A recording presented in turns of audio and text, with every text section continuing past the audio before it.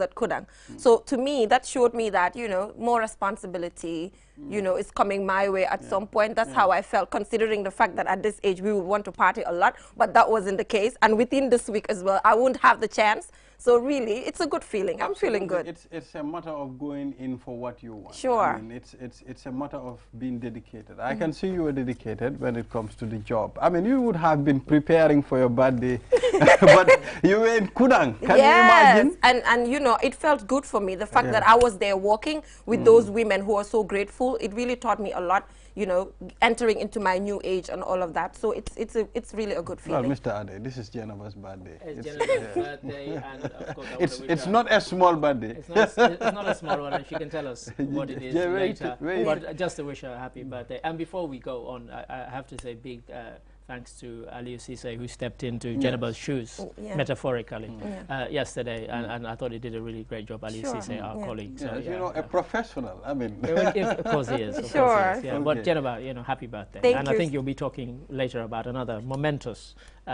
event in Gambia's history that shares the same. And that's me, you know, that's me. So moving on, I'll just give you a rundown of the program today before we get into our African proverb. So as usual, we have the African proverb, we have the newspaper review. We're joined by Adedrami to help us analyze some of the stories that we have on the paper. We also have the community watch today. We'll be taking you to the traffic to show you the traffic situation. So shortly, we'll be joined by Ansumana Esonyasi to give us updates in relation to that. On social issues, clamping down illegal fuel sales, we have a representative from Pura, and also the entertainment update. We'll be joined by Buba Fati and Barham Cham. So that is all we have. So what is our African proverb of the morning? Oh yeah, our favorite part. Let's take a look at this.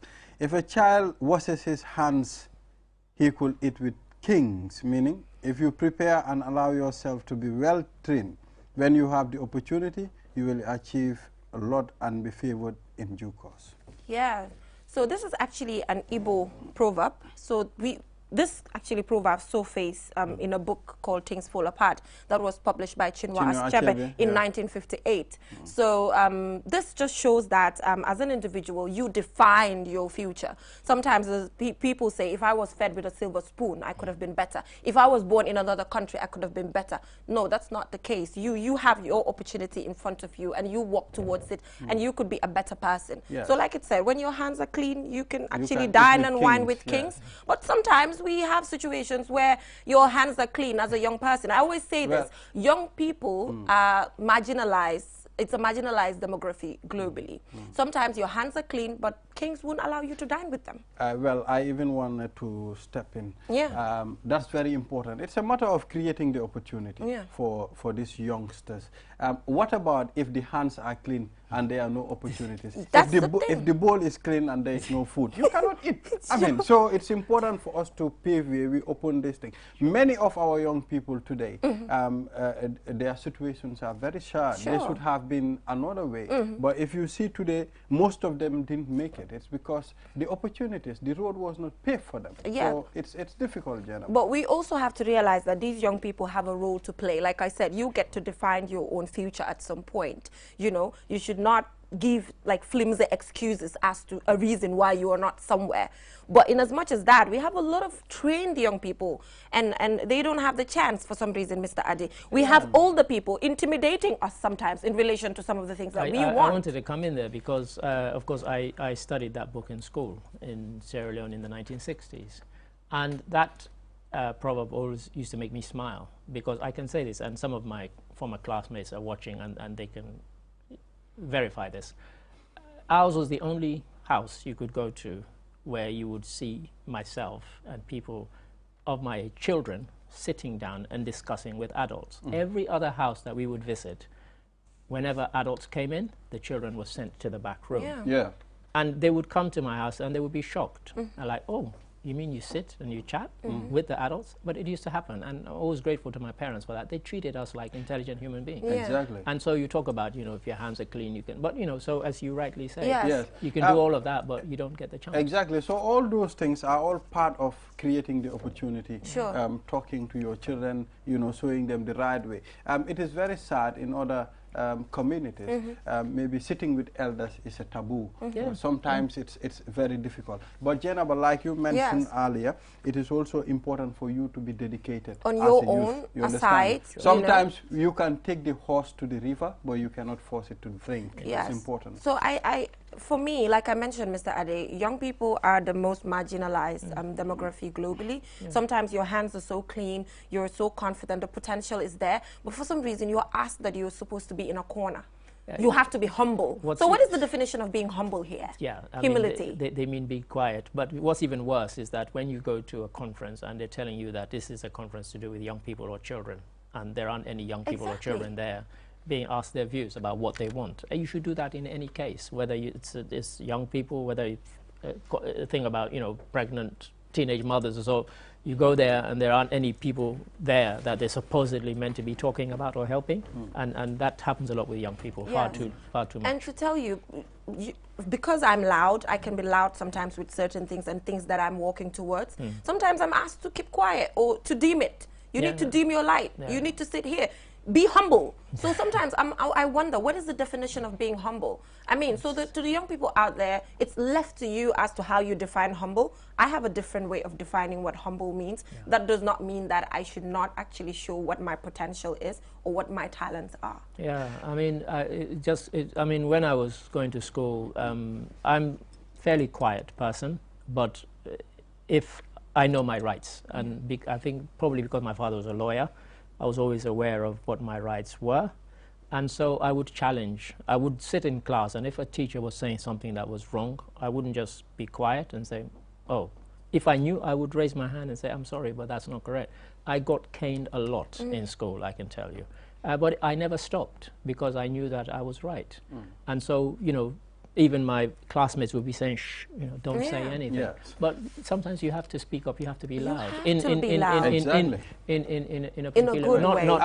Even in the classroom, the same classroom, you will see a person who is very intelligent, but this person will be very shy to ask, because sometimes when you ask certain questions, maybe you will be embarrassed by the teacher.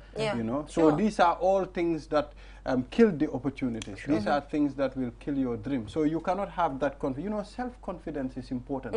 And most of our youngsters today, their confidence been killed at the early childhood. So it's very difficult, and these people should have been very instrumental in a way, and they would have been very useful to society. So this is a very appropriate just very quickly, before we might be about to move on for this, but about 3 years ago I was involved with some others in putting on an education conference here in the Gambia, and one of the things that really stood out for me was when we went to schools. We went to private schools and we went to government schools, and the difference in how the children interacted with us.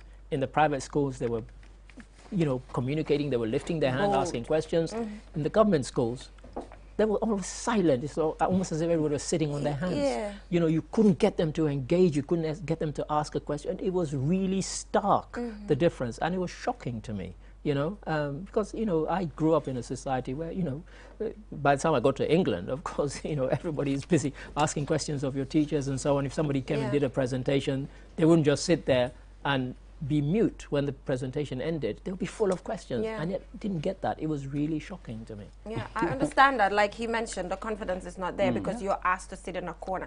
Don't allow anyone to dim your light. Shine bright. That's what you deserve. Be where you deserve to be. So so that is our African proverb of the morning. So we'll go for a short commercial break, and when we come back, we will head right on to the newspaper review. Do stay tuned. Looking for the fastest and easiest way to receive money transfers from abroad? Well, QMoney and Ria just made it happen. Now you can receive international money transfer from Ria directly into your QMoney account with no additional cost. Once you receive an SMS alert about your transfer, walk into any QMoney agent across the country to receive your payment for free, or use the money immediately to buy credit, QPower and other QMoney services. It's fast, safe and convenient. For more info, call customer care on 133. QMoney, Sunu Kalpe. Terms and conditions apply.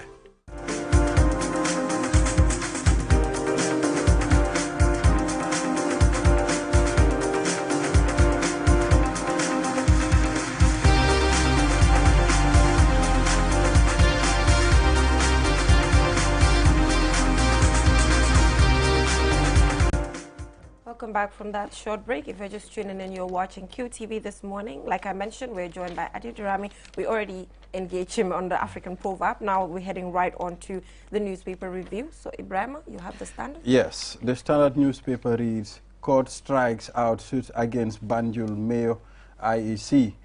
ECOWAS tells Gambian press to be ambassadors of peace. Comium given 2 weeks to settle $69.1 million. Father Lopez urges Gambians to vote for a God-fearing candidate. KMC announces $307 million budget for 2022. Most Gambians want budget to prioritize agriculture. Gambia Armed Forces to deploy 250 soldiers to UN Quick Reaction Force. Court asked to strike out injunction against UTG staff. That's what we have on the Standard. Okay, so moving on, I have the Fourier here. We have UTG to resume on-site classes following students' protests. We also have Action Aid representative calls on Gambian youth to reject hate speech. University of the Gambia UTG Staff Association in court. 10.8% of targeted Gambian population fully vaccinated against COVID-19. Gambians at variance with SFR's political ambition. Dabo promises to provide women with gainful employment opportunities. Oh, okay. Let's take a look at the Voice newspaper. AU commits support to Gambia. 260 Cuban doctors arrive in the Gambia. Wow, they're already here. Arrived in the Gambia. Yeah. Jeddah women lay out problems before presidential aspirant.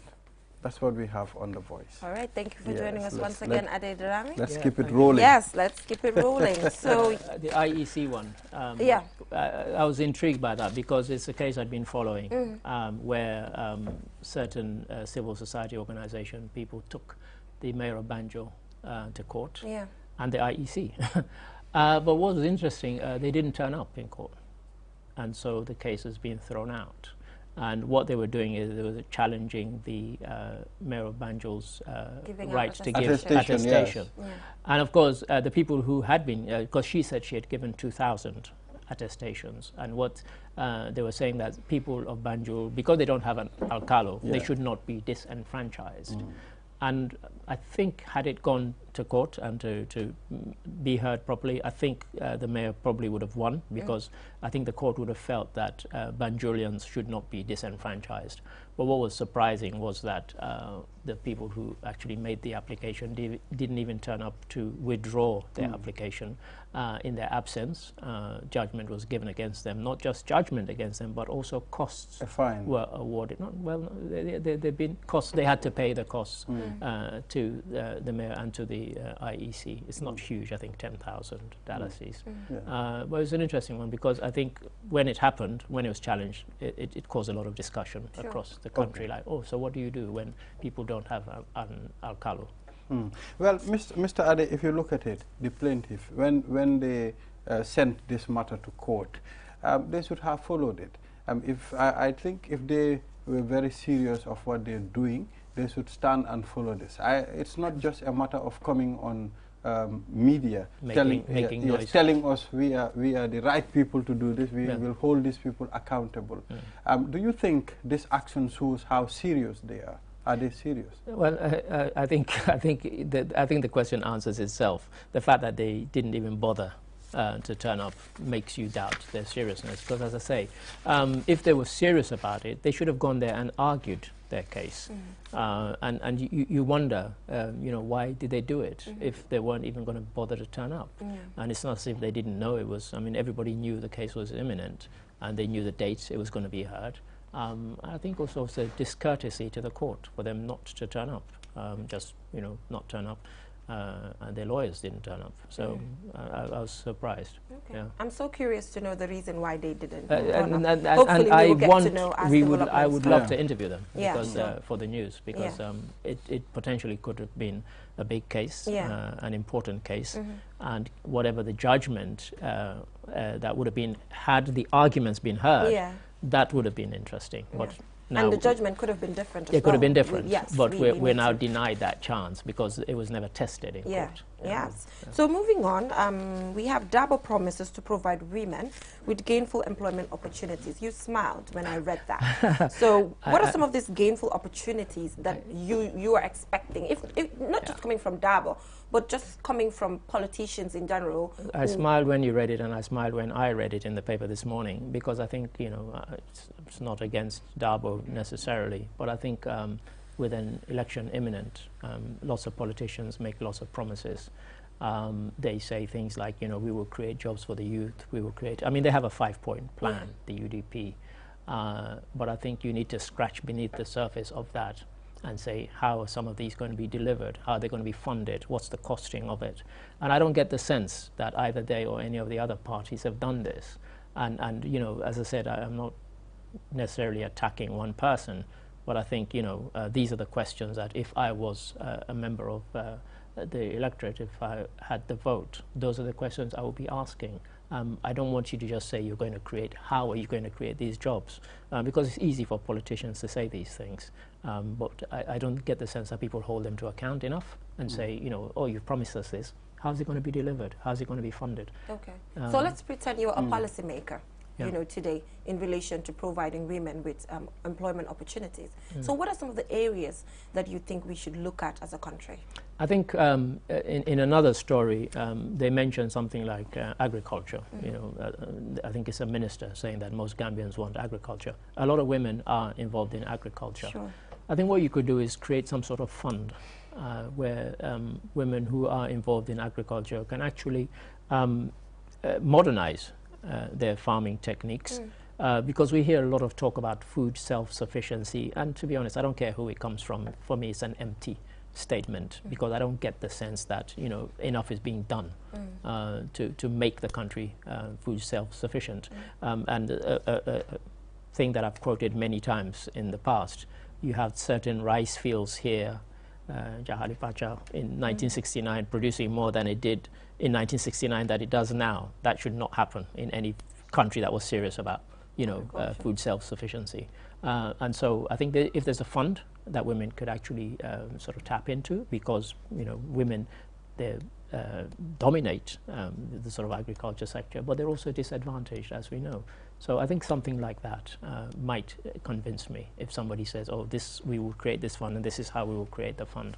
And you know, and you know, put in something like that, then that is a possible one. Well, Mr. Ade, you said, I mean, you would have been asking how are you going to do this. If they promise you jobs or they promise you a particular thing, you're going to ask, how are you going to achieve this? But it's difficult. Most people here don't know their rights, especially those living in other parts of the country. They think these people should not be questioned. Yeah, and that's something that we have to, you know, people like the IEC, you know, they might be doing it, but I wonder whether they're going to schools and colleges and telling people, look, because if you look at it, women and youths have registered in huge numbers. We heard the statistics yesterday. I wanted to say that because most of these campaigns, women are used to clap, and most of the time they are involved in politics. But at the end of the time, most of them suffer, Mr. Ade. Jenna, were you just from Kudang? And you know how the life is out there. Yeah, sure. And part of the things that I focused on when I went to Kudang had to do with the 50% when it comes to the registration of young people this year.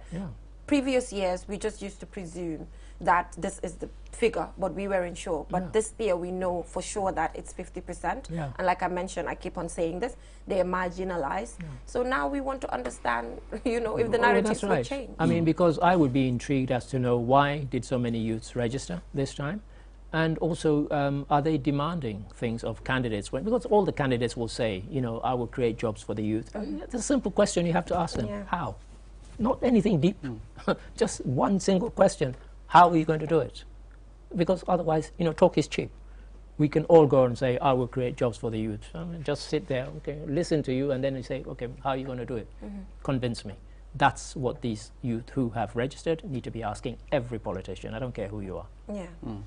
It's a question. Well, we have to start asking questions, Mr. Ade. Yes. So I'm talking about youth as well. We've seen that, just to connect it, Action Aid representative calls on Gambian youth to reject hate speech.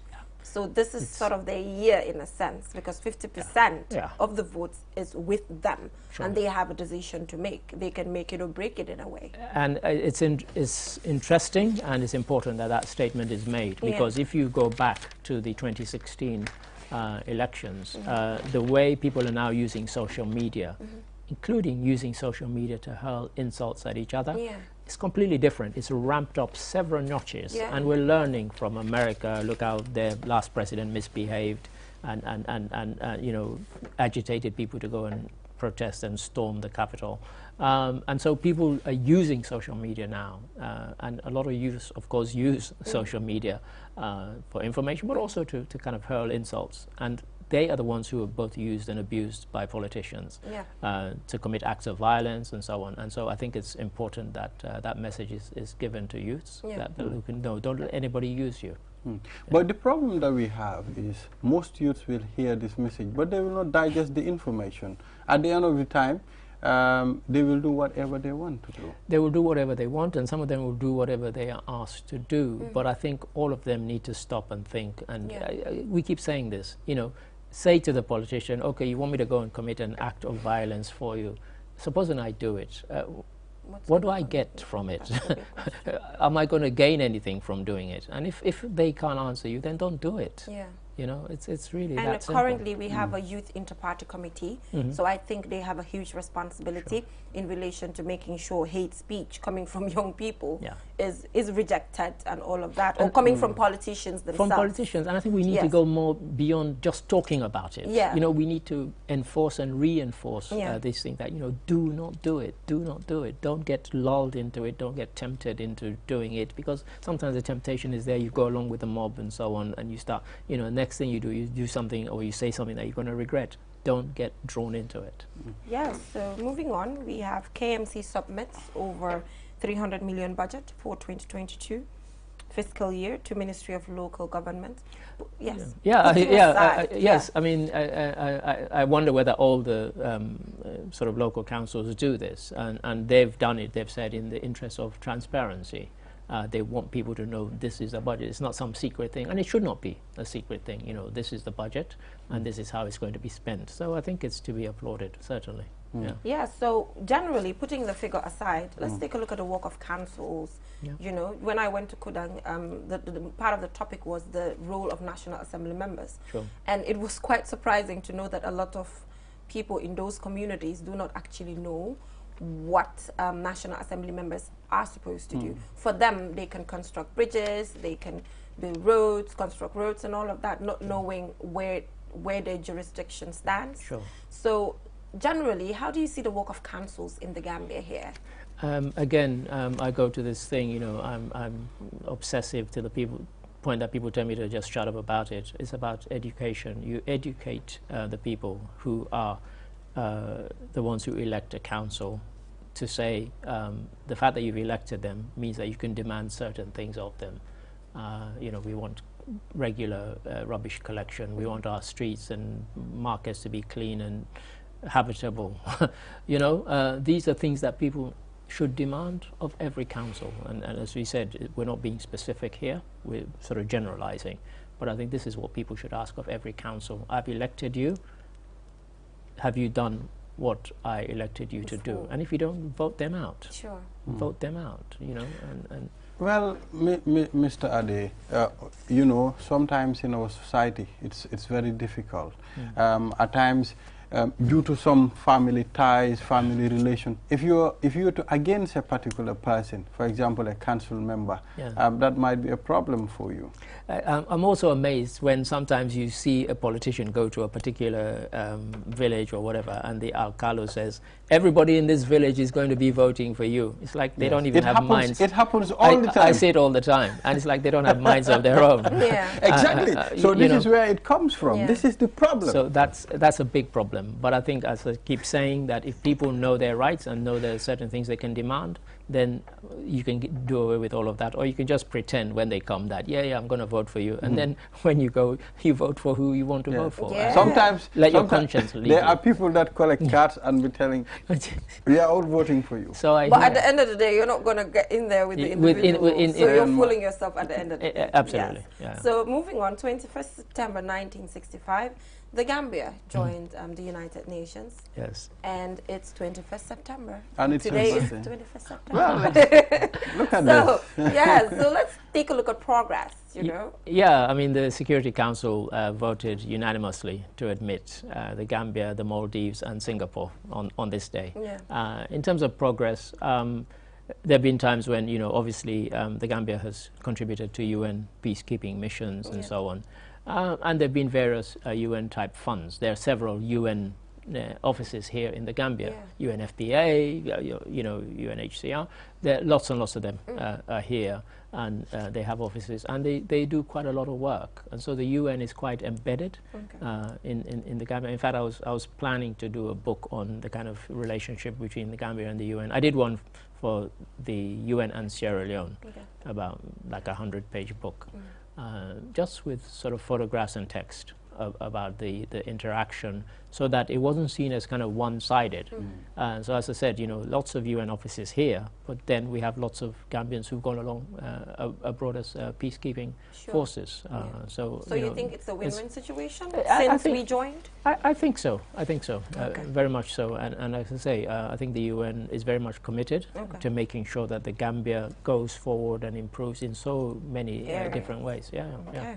So let's still on international missions. Let's talk about ECOWAS tells Gambian press to be ambassadors of peace. We talked about young people and hate speech.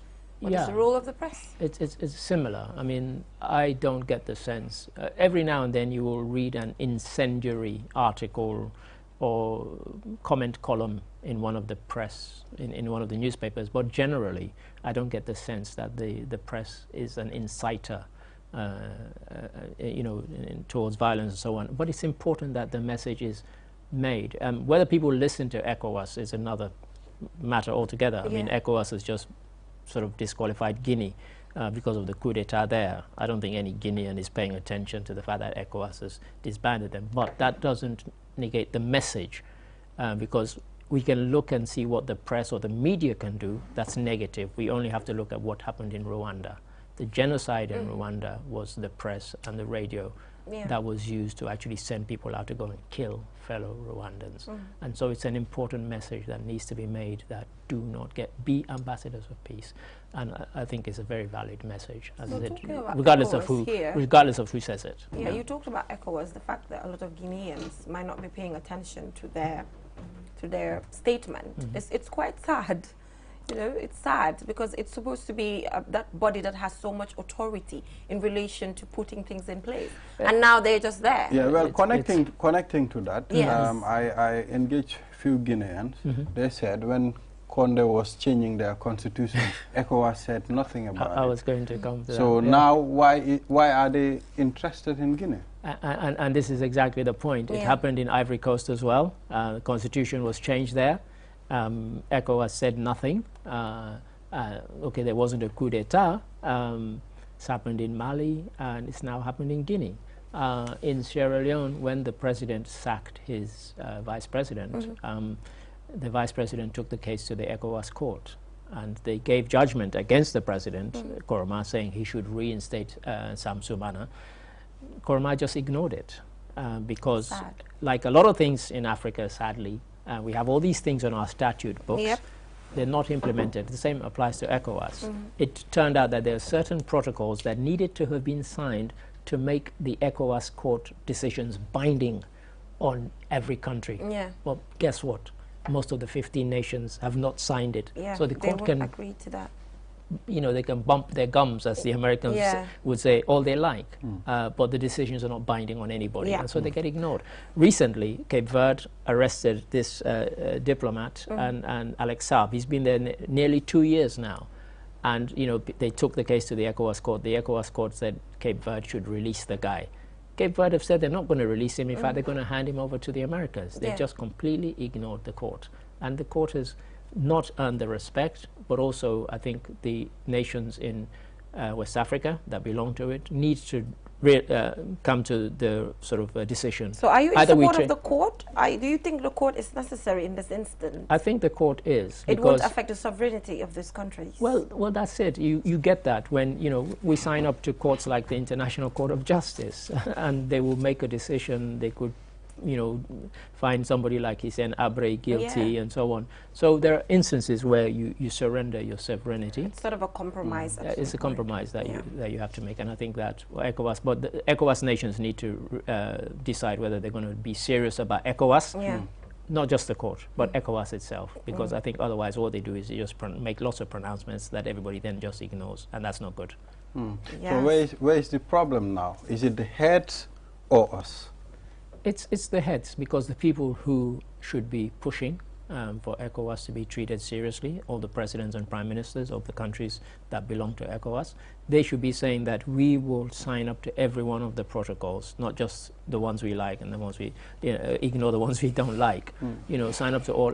Don't forget, had COVID not happened, we were meant to have the ECO, a unifying currency. The ECO currency. Exactly. Trust me, that's as dead can be. So they're not talking about it anymore. Have you heard them talk about it? Should have come 2 years. Looking forward to the ECO. We should have had it 2 years ago. You know, all sorts of things came into play that made it not happen. But to me, it was just another thing that they talked about, lofty ideals. It was a good idea, but it's never been implemented, and I don't see it being implemented anytime soon. Let's talk about that ECO. How will this impact? How would it have impact our economy? Well, it's interesting because if you go to the European Union, which is what it kind of mimics, they have the euro. I can use the euro in any country that belongs to the European Union.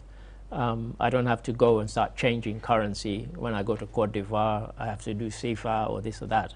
I could just use the ECO in every one of the countries that belong to ECOWAS. And so it simplifies trade in a great deal. You know, the Germans don't use the mark anymore, they use the euro. You know, you go to France, it's the same. They're not using the French franc anymore. They're using the euro. And so it simplifies matters, and it would have done the same for us. Absolutely. Yeah, so let's just discuss traffic a little bit on our community watch, you know. Whenever it's traffic, it takes me back to your article that I read, and it just is a pure reflection of what is happening on a daily basis. Although we've seen instances where people even came to say that article was exaggerated. But at the end of the day, on a daily basis, let me tell you something. When I was going to Kudang, me and my colleague Aliou Diallo counted the number of cars that we saw that had accidents, and it went up to like 13 cars smashed on the side. That's what we saw. And you know, on a daily basis for me now, when I get into a car, I'm like Bismillah, because I don't know if I'm going to be safe, you know. At the end of the day, it's like maternal mortality for me at some point. That's how it seems. And you know, not only was the article not exaggerated, I think I underplayed it, because one of the National Assembly members is the one who said that I exaggerated, and she mentioned it on her Twitter. So you can guess which one it is, because there aren't that many female National Assembly members. And you know, I challenged her, and I actually said, there was one statistic which I left out at that time, and this was the ranking.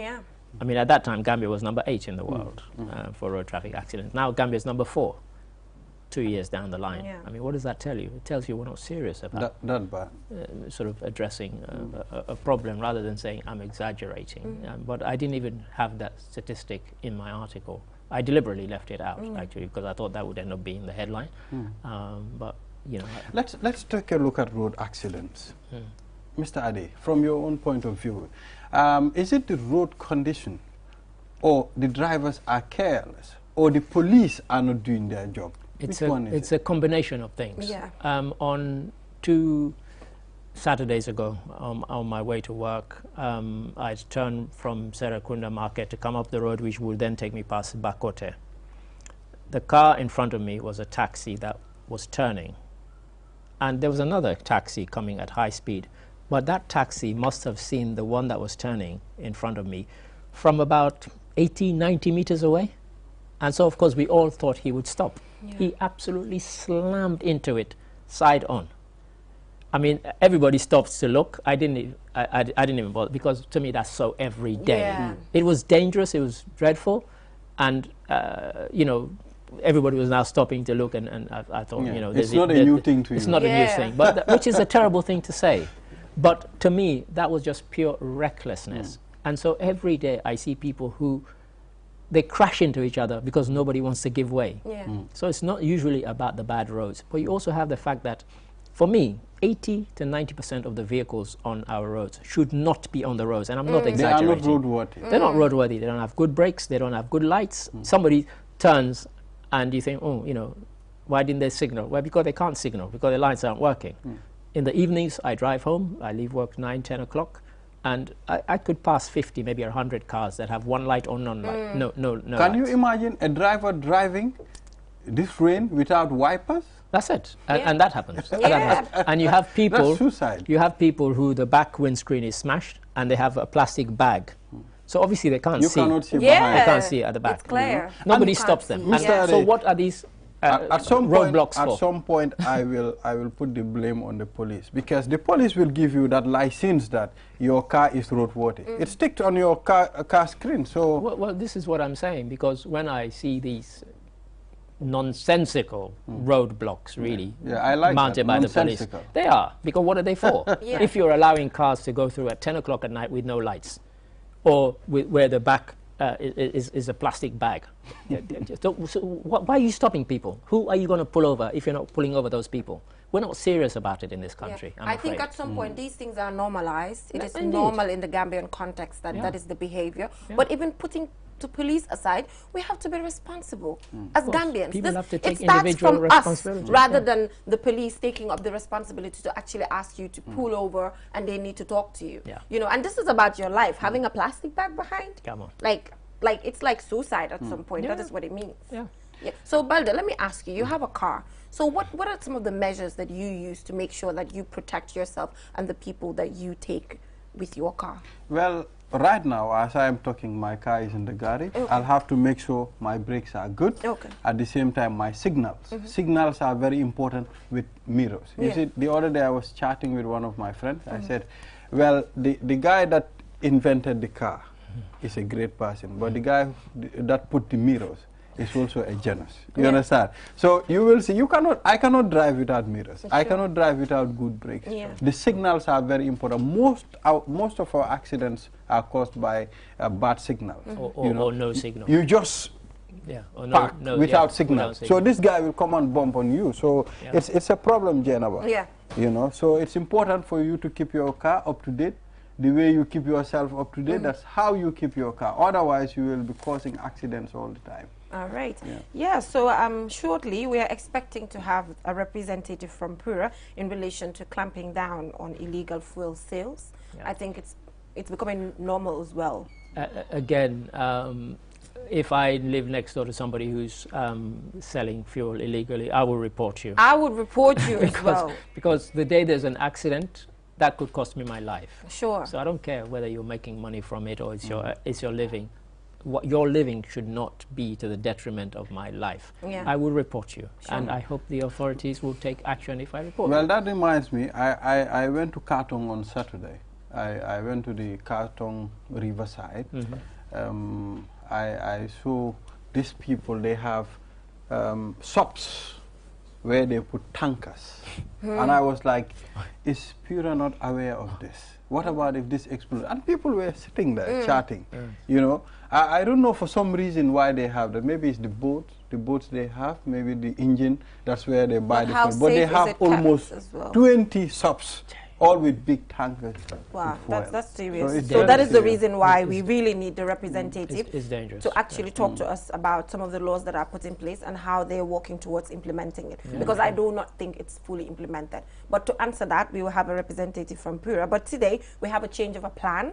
We will go with the entertainment update with Kengman Sweezy, and after that we will take a look at clamping down on illegal fuel sales. So thank you so much, Adedrami, for joining us. Thank you so much. So we'll be heading right onto the click segment after this commercial break.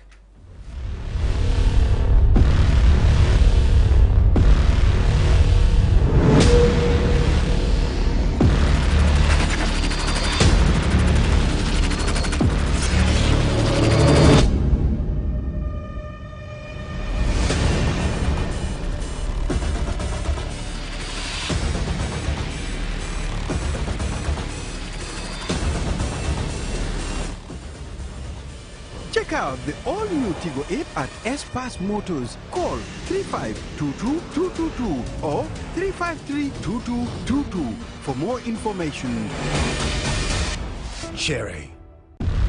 Q Money, the biggest mobile money service in the Gambia, has taken mobile banking to the next level. Now, you can link your Q Money wallet with your bank account. Yes, link your Ajib or EcoBank accounts with your Q Money wallet and get instant access to your cash anytime. No need to queue at the bank anymore. Transfer funds from your bank account to your wallet or your wallet to your bank account using Q Money Bank Link is the fastest, most secure, and convenient way to transfer funds between your wallet and bank account. For more information, call our customer care on 133. Q Money, Sunyu Kalpe. Terms and conditions apply.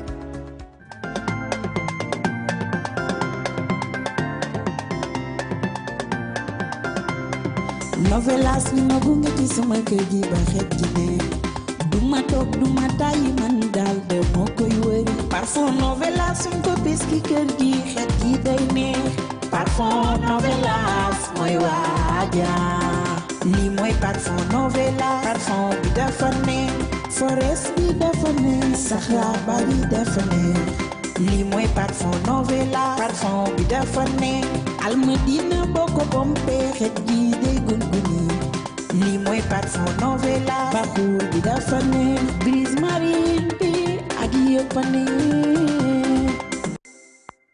ak novelas fepay xeñeex.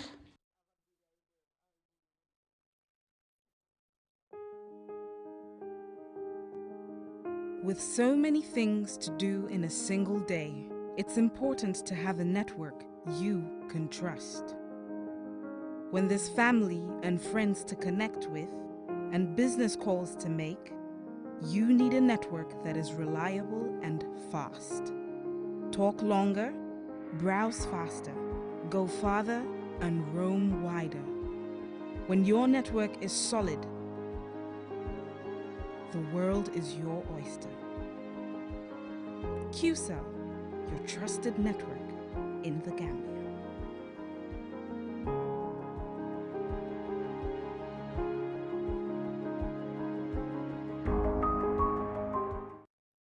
Your favorite mobile service has done it again. Now you can buy cash power with your Q Money account free of charge. Yes, you heard me right. For free. Nothing is cheaper than free. So start buying your cash power from the comfort of your homes with unbeatable services Q Money has to offer. With Q Money, life is easy.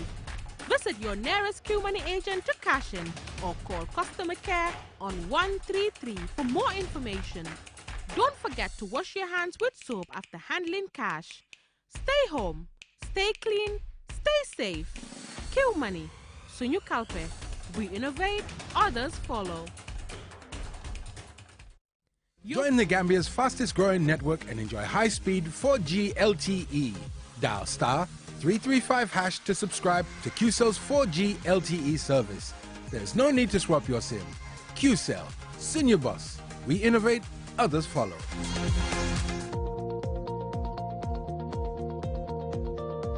To make sure your company's products and services reach your potential customers, it is essential that you choose the right channel for your marketing purposes.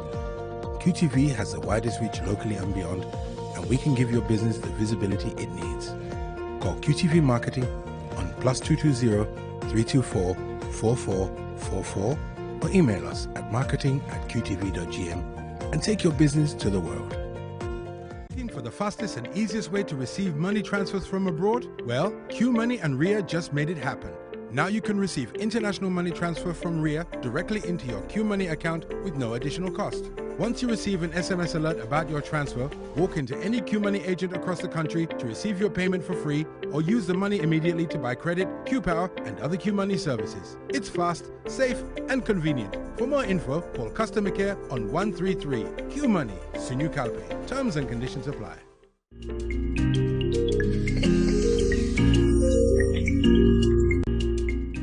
Welcome back, viewers, from that short break. If you're just tuning in, you're watching QTV this morning. And like I said, we have a change of a plan. Instead of going with our social issues, clamping down on illegal fuel sales, like I mentioned in the introduction, we'll be going with the click segment by Skengman Sweezy. I'm not going to lie, I missed you guys so much. Yeah, it's good to be here, man. A week and some days. The show is boring without you, brother. See, I guess I should be here every day. But I want to apologize for not being here yesterday. It wasn't really my fault. Yeah. The artist that I was supposed to have yesterday, he was sick. He was not really okay.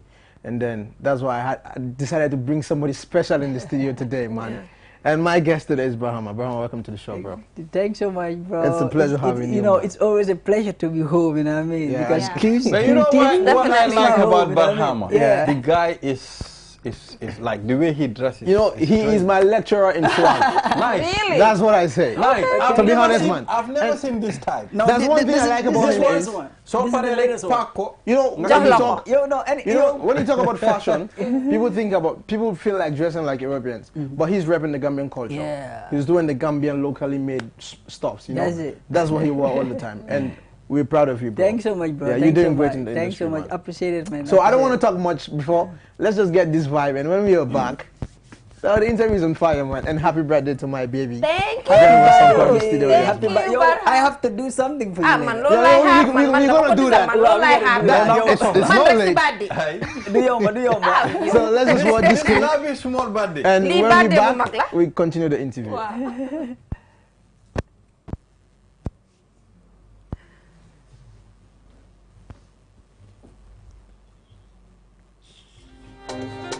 Click.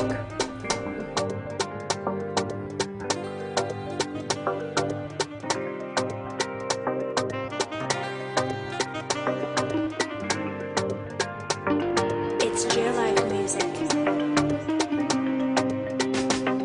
Ilakuo wolente nyama Minkano mimpenkono afila kadama Ilakuo wolente nyama Minkano mimpenkono afila kadama Kamborindi mborindi na mansamuso Kanselendin selendin na mansamuso Kamborindi mborindi na mansamusole Kaminindi minindi na mansamuso Lumina dunta al sokono Ngetara ibe wanyokono Mero besirin jimbankoto Babi belorin luwokono Kabrinte murtana sokono Nambarin tara sotokoto Kaye kofene bensondo mokono Nyofene jenjin kordakono Tamba kunda sani koro bijene Kanu mimbenda bajini la jene Yara fana mansa muso bijene Mbaring ipere kombeki la jene Tamba kunda sani koro bijene Kanu mimbenda bajini la jene Yara fana mansa muso bijene Mbaring ipere kombeki la jene Kamborindi mborindi na mansa muso Kanselendin selendin na mansa muso Kamborindi mborindi na mansa musole Kaminindi minindi na mansa muso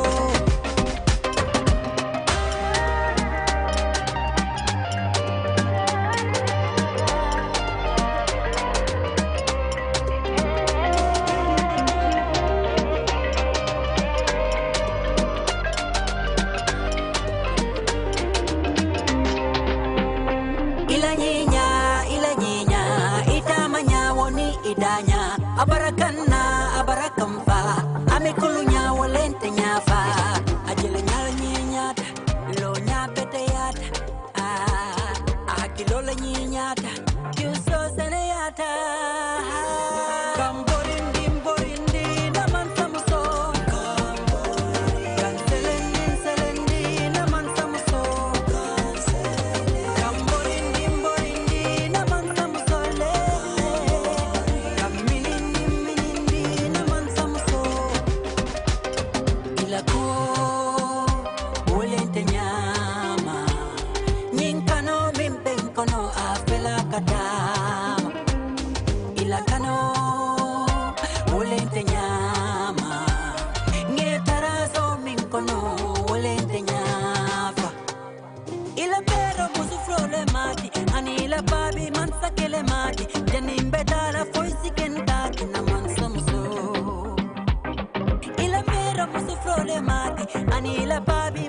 kele mate janimbe dala voice kentati na mansa musole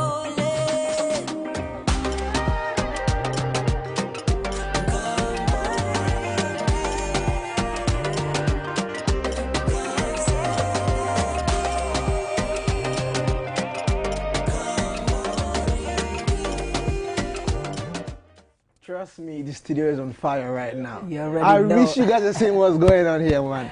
Korka behind his camera, chilling as well. Yeah, man. Vale and Jennifer. But we are having fun, man. It's going down. But first of all, Brahma, let's talk about this video. The song, the concept. How does it come about?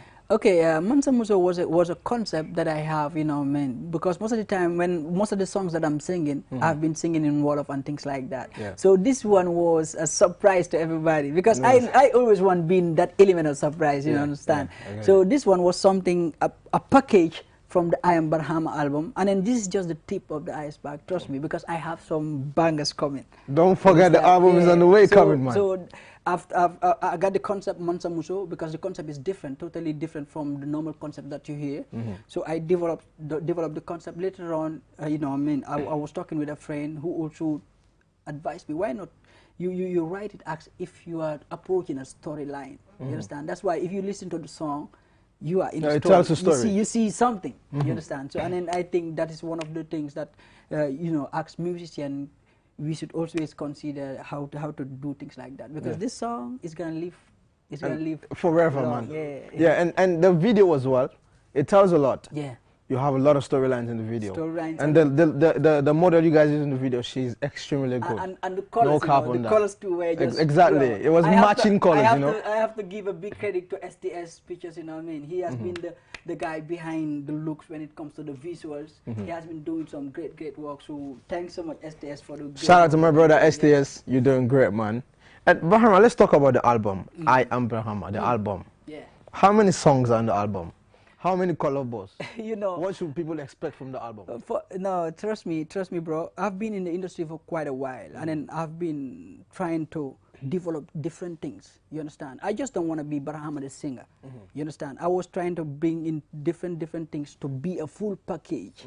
You understand? Thanks to God, I've developed the voice up to a certain level. You know, I've developed the mind up to a certain level, and I've developed the look up to a certain level. You understand? And then I can play an instrument too, you know, because I was thinking like, once I launch this album, I just want to represent the Gambia globally. Okay, once you launch the album, you want to represent the Gambia, hold it right there, just right there, and we'll be right back. So, yeah, so Ansumana, so Nyasi is on the line. So Ansumana, take us through what's happening there at Tipa Garage, am I right? Yes, Geneva, you're right.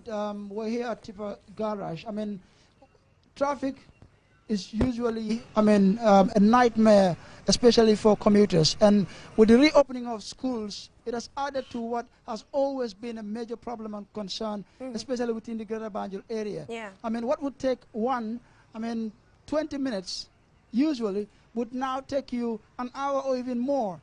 And, you know, authorities would continue to, urge both commuters and drivers and even the police as well, you know, to ensure that there is a free flow of traffic. But it seems this problem keeps getting worse and worse with time. Yeah. And really, like I said, the reopening of schools has not helped the situation at all. I mean, we went all the way to Tabokoto, and now we're here at Tipa Garage, where traffic was very black when we arrived, but it's getting better with time. Okay.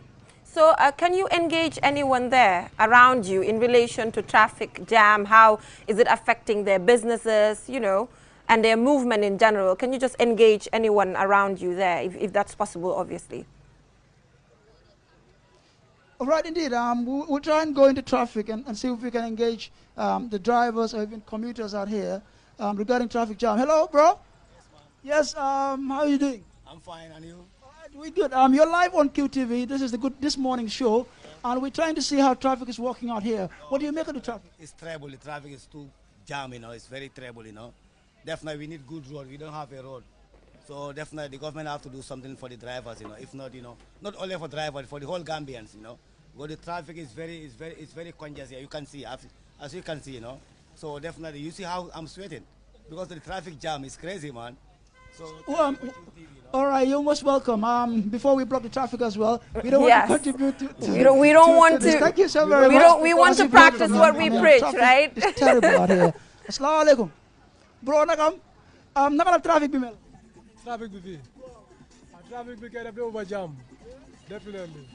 They over disturb people with traffic. It's really, difficult. Yeah. Getting hold of these people to have them talk to us because traffic is very black and you can feel the frustration. Yeah, but so you might also want to avoid blocking the traffic yourself. Right, so maybe you might want to go to the other side. One of them. Yeah. Assalamu alaikum. Bro, naka traffic. All right, thank you. Well, Geneva, as you can see, it's difficult really stopping these people because it's very, frustrating out here. And I'm sure because they don't also want to contribute to the traffic jam out here. It's difficult to really have them stop and even talk to you even for a minute or so. But you can feel the frustration. You can feel, the tiredness and everything. Traffic be. No, say traffic be, bro. Traffic jam. Traffic jam, alhamdulillah. Ñu ko manage dankan nak police tamit ñu ci jappalé nak ak traffic block bi nak. So ñu ko manage dankan nak. Yeah, traffic bi mo definitely dafa block nak fi la route ñoo mënu ta am nak. So ndaxam su tawé daf dé mëna ñu sonal nak wante dañ ko dé manage dankan nak police tamit dañ ci dé jappalé ñu dimbalé ñu nak. Yeah, jërëjëf man bro. All right, so Jarawa. Yeah, so Ansumana, I just wanted to ask, do you think the fact that schools reopened is a justification for traffic jam? Could you take that again? I'm really struggling. I'm just asking, in your own view, do you think the fact that schools have reopened is a justification for traffic jam? Do you think that should be a justification in relation to this? Well, I can't hear you really very well, but if I can get a grasp of what you're saying regarding problems, that are causing all this traffic jam.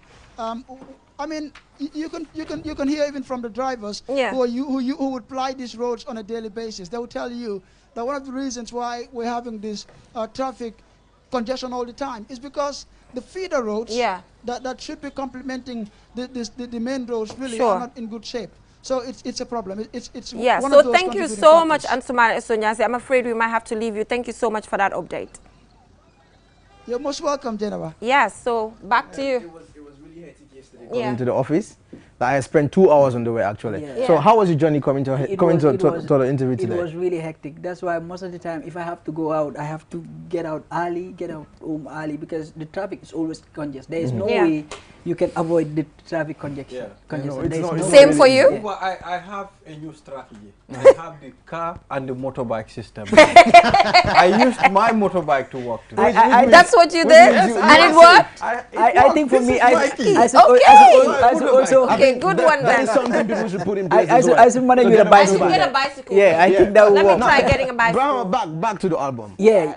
How many collabos are we expecting from the album? No, most of it's going to be a surprise to so many people. Even right now, the amount of songs that we want for them to be in the album, it's going to be really hard. Because when you have so many good songs, and then they give you the options of just choosing few, then it becomes a bigger challenge. But right now, something that I can promise the people, this album is going to be a masterpiece. Not just an album that is here to entertain alone, but entertainment to the max, education to the max, inspiration to the max. So when you combine everything, it's something. It's that thing. That I could say. So I want you to give us a hint about the collaboration from the album, and how many songs should people expect from the album as well? Yeah, expect. I'm thinking of some way around 9 to 12 songs. Okay. You understand? That's what I'm thinking.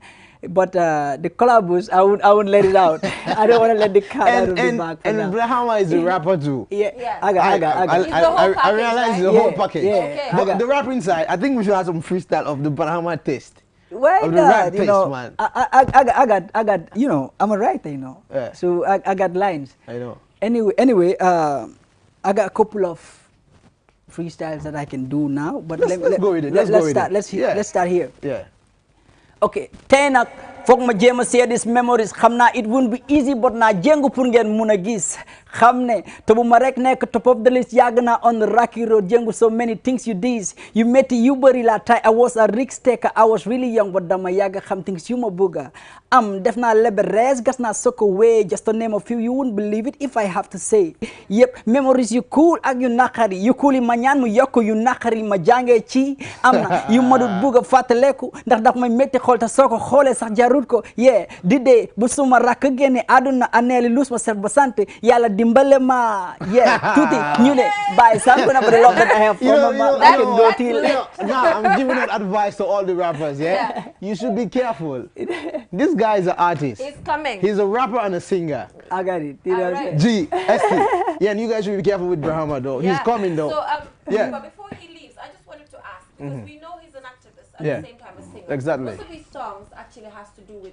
the plight of women, children, and just things that we get to live with every single day. So should we expect that in this album? And let me just add something to that. Yeah. You preach peace all the time, and you are activist, and you work with the Peace Hub Gambia. Just elaborate more on that. And I'm really happy the question that you guys asked me. I am Barhama.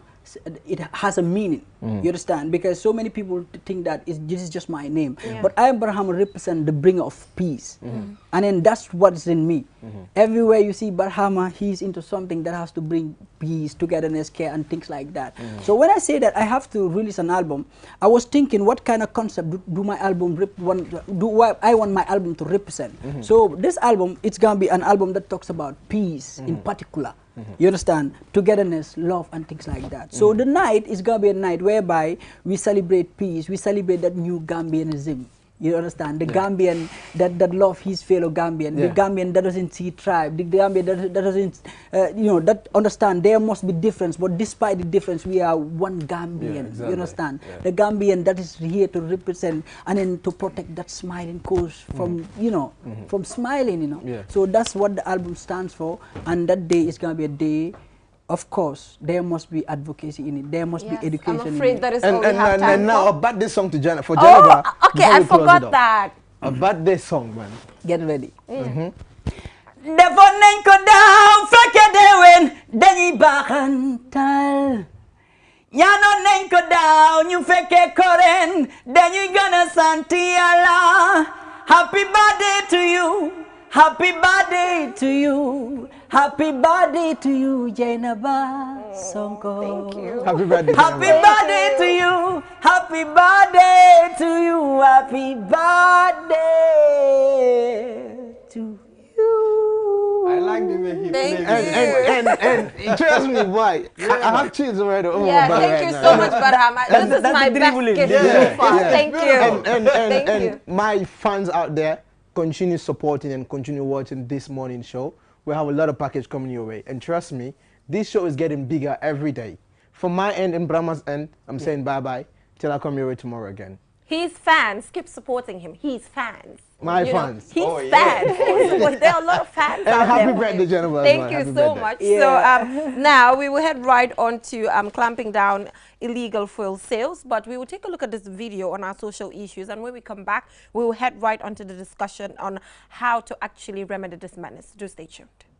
Sources say one person lost his life in the aftermath of the explosion, which occurred on Tuesday afternoon in Kombo-Jalambang. It also left 3 vehicles burnt to ashes. Witnesses added that at least 3 people sustained injuries and are undergoing treatment at the Edward Francis Tuma Teaching Hospital in Banjul. Panorama Oil sells diesel, petrol, lubricants, and has a general goods business. The exact cause of the incident was unknown at the time of this news broadcast. QTV could not independently confirm the legality of the occupation of Panorama Oil at this place, but sources say they have been here for less than a year now. This out-of-use truck is the only vehicle spared of the blast. In areas where there are no formal fueling stations, drivers mostly rely on informal local fuel dealers for supply. People who spoke to QTV off camera said they are against having such fuel business in residential areas, as they say this is a warning shot to many others running similar fuel businesses around the country. If there is any lesson to learn from this, is the need for an effective monitoring of such operations, but also to enforce laws governing this sector, particularly in relation to residential areas. Reporting for QTV News, I am Aliu Sise. Over the years, the authority and its partners have worked to increase the number of fuel stations in the Gambia, especially in the Greater Banjul area. However, the Public Utility Authority is now worried that some merchants are engaged in illegal selling of fuel within residential areas, and owners of tanker trucks are also engaged in delivering large quantities of fuel to these illegal facilities. On the 3rd of August 2021, a major fire incident happened in such a fatality in the village of Jalambang in Brikama, leading to a loss of life and extensive destruction of property. Previously, a similar incident had happened in Old Yundum in 2020, also resulting in the loss of life. As a result, the Public Utility Regulatory Authority and its partners are on a massive campaign to arrest all illegal fuel sellers and shut down such facilities across the country. Yusufa M. Jobt, the Director General of PURA, in a press conference on Thursday, had a simple and direct message to those involved in this illegal trade. It's not worth it. First, the risk involved, and we will get you. I promise you, if you are dealing with these illegal activities, we are no longer going to accept or entertain it. It's enough. You don't regularize yourself, we will take the law onto you. Because something has to be done to stop this. First of all, the fuel and things they are selling is substandard. It's not gotten legally, how it came in, where they bought it from. Sometimes it's brought in by smugglers. And then on top of that, you are putting the lives of people at risk. Ndene Nying from the National Environment Agency explained the last time they were engaged in this type of operation. We have to work closely with PURA and other stakeholders to see to it that this stops and they formalize themselves. It happens earlier, around 2004, when the president himself, the then president, noticed that there is a lot of risks associated with it, which claims lives. That was the first time we, went around and closed that trip. I can remember we closed about 45 buying points. We said the buying points, those are illegal buying points. We really don't need these pockets of, illegal fuel dealers within the Greater Banjul area. Momodu Lamin Sompo Sise, Director of Water, Petroleum and Energy, said the operation won't stop at the Greater Banjul areas. Next week, we have planned to carry out a visit to all the provincial sites with the fire service and NEA, and we will also be doing a scoping study there to see who is doing it in Farafenye, in Basse and things, and enforcement is going to be taken. So this, what we can do at PURA, and it can only come from the head of the institution, is to reassure you that we are committed to this enforcement, and you have had it firsthand. So we have started, we will continue, and I think you can hold us accountable to that as well. At the end of the press conference, the authorities took us to Kanifing, where the seized fuels in Gunjur are being kept by the fire service officers. The Public Utilities Regulatory Authority is mandated to regulate the entire value chain of the petroleum sector, and the law requires a license to sell petroleum products. Babu Karsi, QTV News. Welcome back from that break. It's stories there by Babu Karsi as well as Aliou Cisse, and one of the recommendations from Aliou Cisse's story is that effective monitoring should be done. But to help us further answer that, we're joined by Yusufa Job, the DG of PURA. Thank you so much for joining us, Mr. Job. Thank you. Yeah, so like I mentioned, the recommendation from one of the stories is effective monitoring. But I just want to understand the work that has been done prior to this. Because, you know, sometimes in Gambia, when issues as such happen, there's immediate response. Prior to this incident that we are witnessing now, what has PURA been doing in relation to tackling this problem that we are battling with now? Thank you very much, and thanks for inviting me to this program. And let me start by wishing you a happy birthday. Thank you. Yeah, and I was following on to that event, this rapper, very innovative and thank you. Progressive.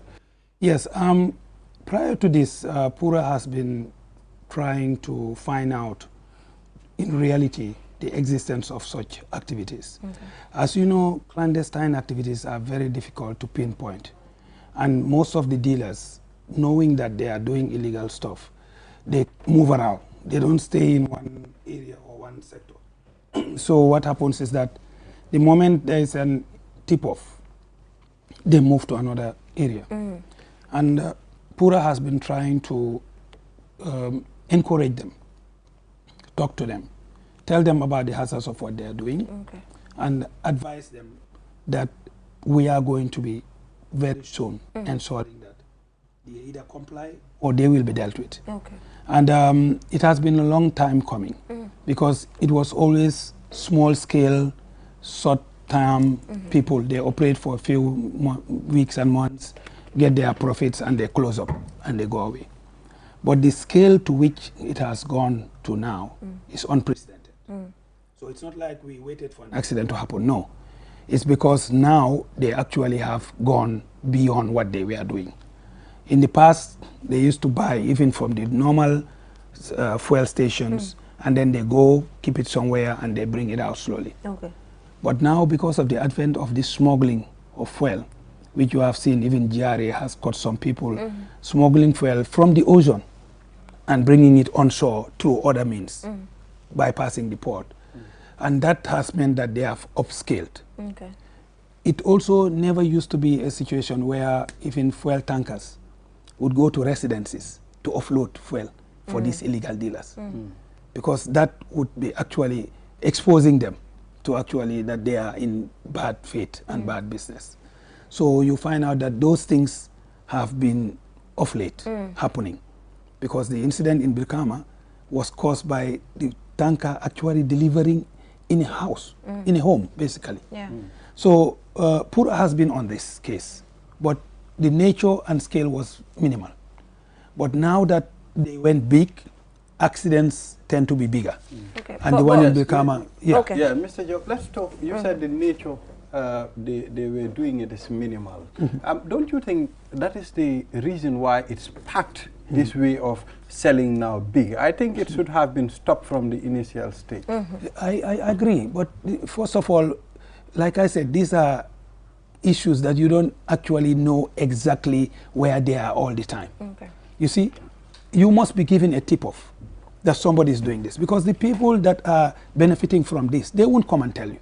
As the regulator, if you establish a new petrol station somewhere, we'll be seeing it, because petrol stations are big. But if you are in a marketplace and people are coming in that hidden marketplace and coming with jerry cans and getting things, unless somebody in the market or the people buying it come to Pura or tell somebody through a clandestine means that this is happening, you can't tell. So it is the citizens, the population and the people that need to help Pura to fight this crime and enforcement. If at all somebody had reported and informed us about the existence of these things and nothing was done, then you can say, well, Pura has been negligent. But we have no evidence of people having reported somebody's activities in this clandestine area and no action taken. Because the people that are using the services don't report it, because they are benefiting from it. The drivers who go to buy there prefer that fuel because it's cheaper, and they don't even tell the owners of the taxis that they are using bad fuel or illegal fuel, because they make money by saving on the cost of fuel.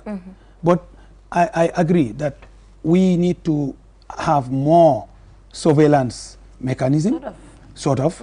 But in addition, the police, the security forces, you know, the how do I call it, information department. We have to work jointly, because they know more on this illegal stuff than we do, because we regulate legal stuff. The illegal stuff, we bump into it. We have a ruling for them not to operate or not to be allowed to do what they are doing, but we only are able to do it when we know it's happening.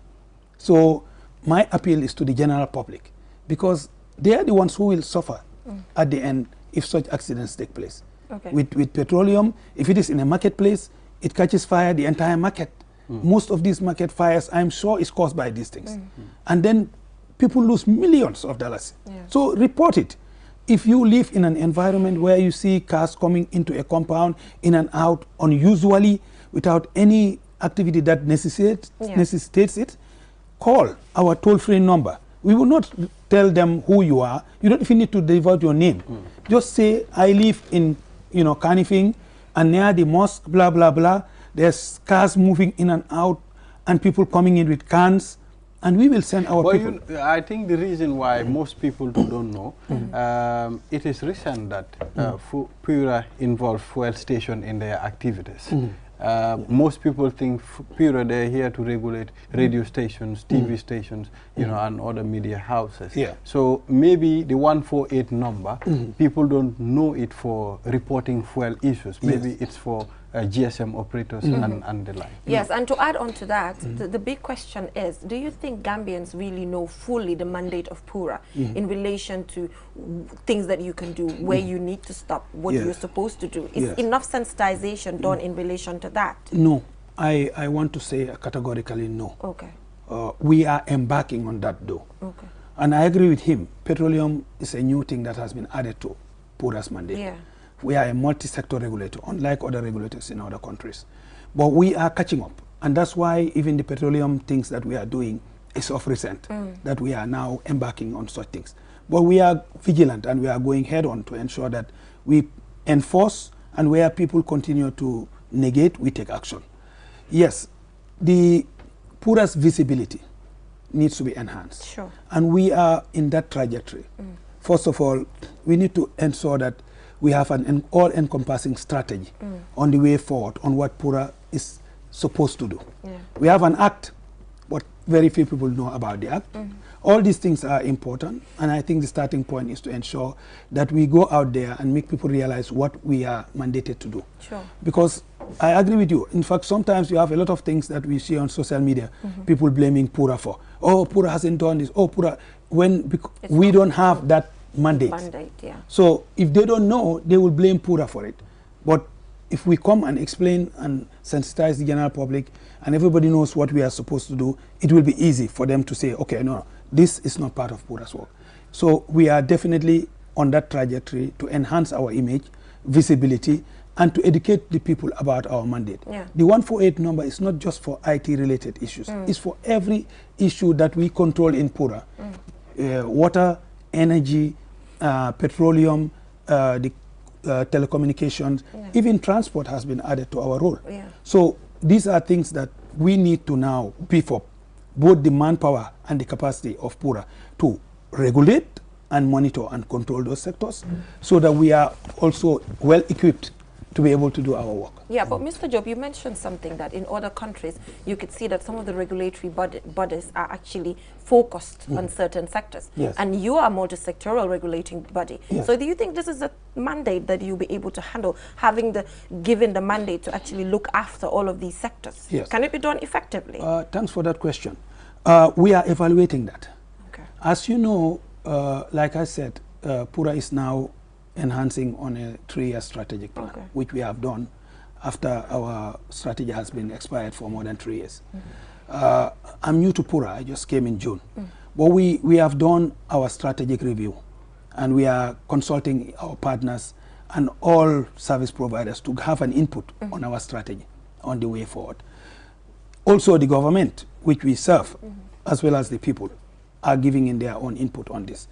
This fact that it is multi-sector doesn't mean that it cannot effectively do its job. What it means is that we need to look at the load, and we need to see whether we have the manpower, the capacity to handle it. Yeah. And that's what we are evaluating. We're doing a people evaluation in terms of our number of staff we have. Because if you add a sector to our role, it means we should have the staff available to deal with that. And not only staff, but competent staff who know the sector.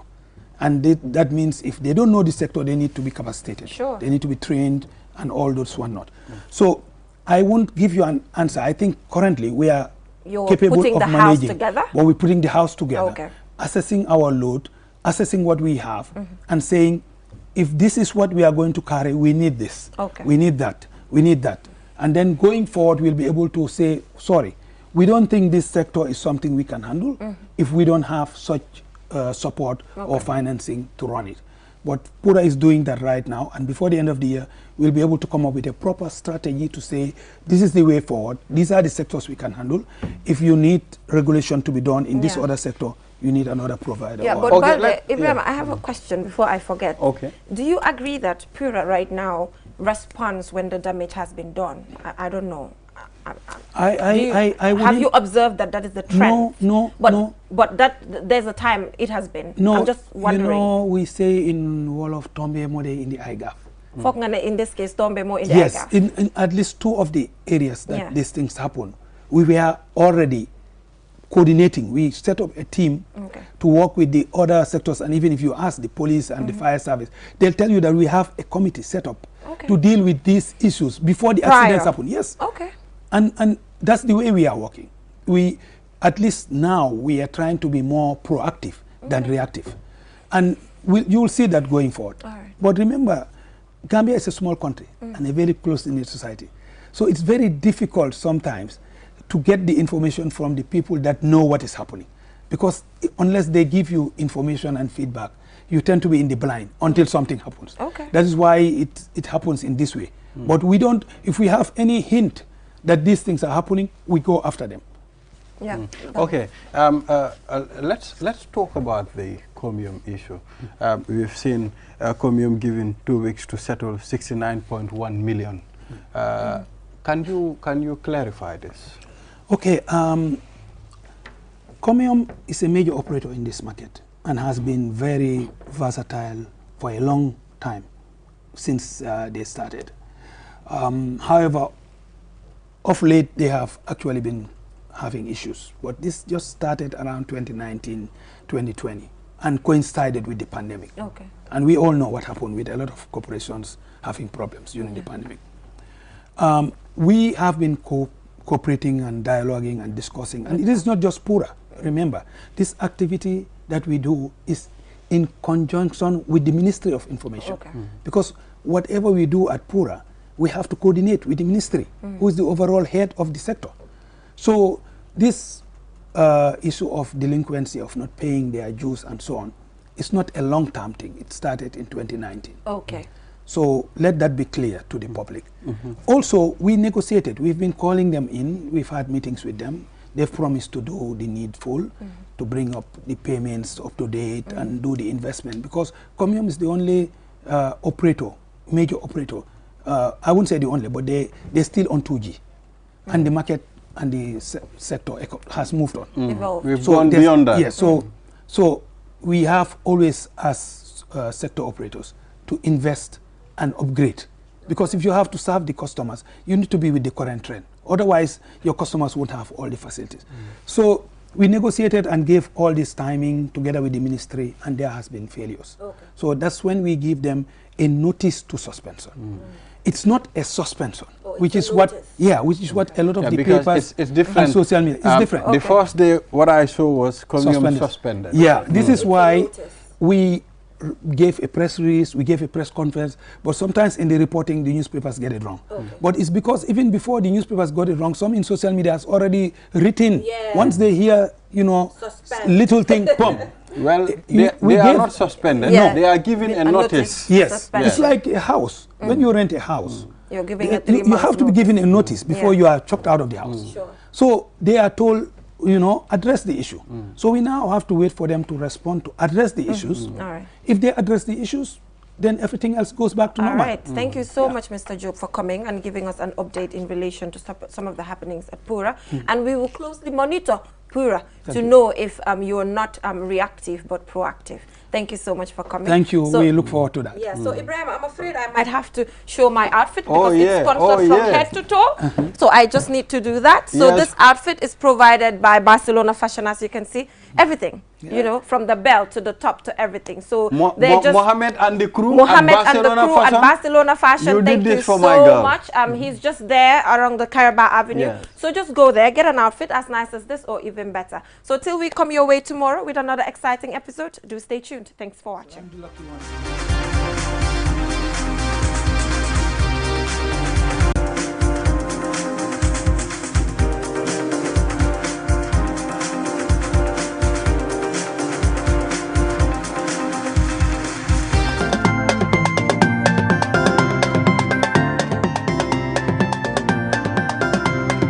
Novelas ni magunge ci sama kër gi ba xet ci ne duma tok duma tayi man dal de mokoy wëri parfum Novelas suñ ko bis ki kër gi xet gi day neex parfum Novelas mooy waaja li mooy parfum Novelas parfum bi dafa neex forest bi dafa neex saxaar ba bi dafa neex li mooy parfum novela parfum bi dafa neex almadina boo ko pompé xet gi day gunguni li mooy parfum novela baxuur bi dafa neex brise marine bi ak yëpp a neex ak novelas féppay xeeñ neex